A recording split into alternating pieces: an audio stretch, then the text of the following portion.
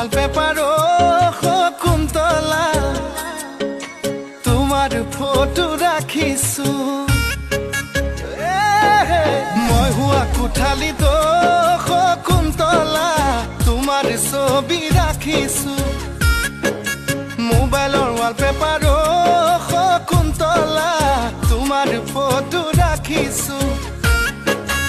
আয়ে বোলে বলিয়া বায়ে বোলে পগলা মোৰেনো মনৰ কথা